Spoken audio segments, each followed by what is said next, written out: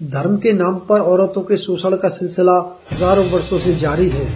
आज भी न जाने कितने बाबा, स्वामी और धर्मगुरु बड़े बड़े सेक्स स्कैंडल में फंसे हुए हैं। मीडिया में रोजाना इनके काले कारनामे उजागर होते ही रहते हैं। देवदासी हिंदू धर्म की एक बहुत ही पुरानी प्रथा है।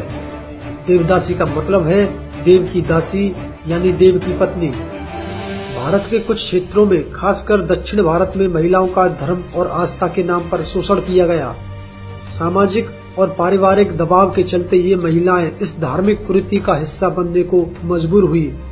इतिहासकारों के अनुसार देवदासी प्रथा लगभग 6वीं सदी में शुरू हुई थी। ऐसा माना जाता है कि अधिकांश पुराण भी इसी काल में लिखे गए।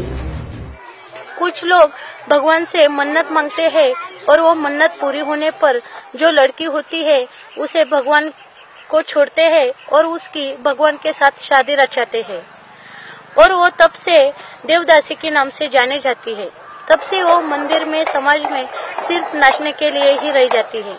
वो नहीं स्कूल जा सकती है और नहीं दूसरे किसी के साथ शादी भी कर सकती है। मेरे वल्ले गांव से 10 किलो अंतर में जो जेजोरी गांव है, उस गांव में जो देवदासी समूह है वो आज भी भगवान और समाज के कारण शिक्षण से वंचित है। देवदासी प्रथा के अंतर्गत महिलाओं और कुंवारी लड़कियों को धर्म के नाम पर मंदिरों में दान कर दिया जाता था। उनका विवाह मंदिर के देवता से करा दिया जाता था और यही से शुरू होती थी इन महिलाओं और कुंवारी कन्याओं के शोषण की कहानी।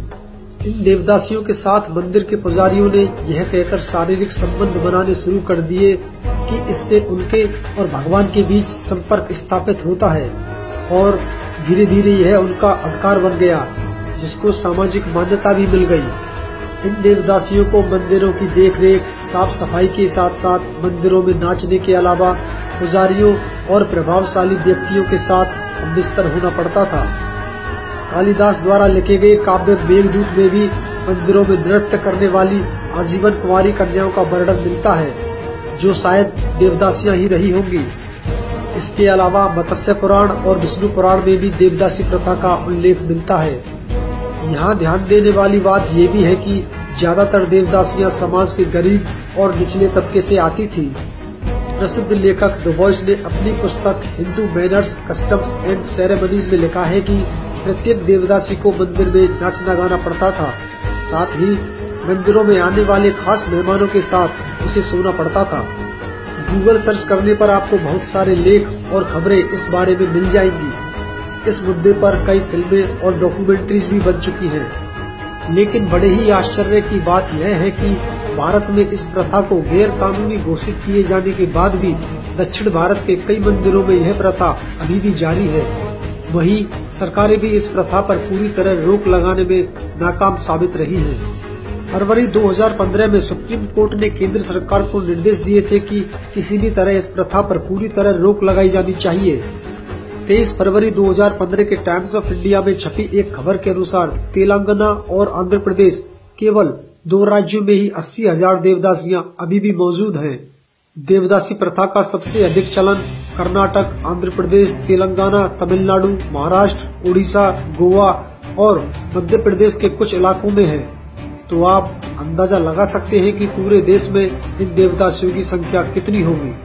हमारे देश में जहां एक और महिलाएं कार, ट्रेन, मेट्रो से लेकर हवाई जहाज तक उड़ा रही हैं, वहीं दूसरी तरफ महिलाओं का एक तबका इस देश में आज भी देवदासी के रूप में मौजूद है, जिससे एक ही देश के अंदर इंडिया और भारत के बीच का अंतर पता चलता है।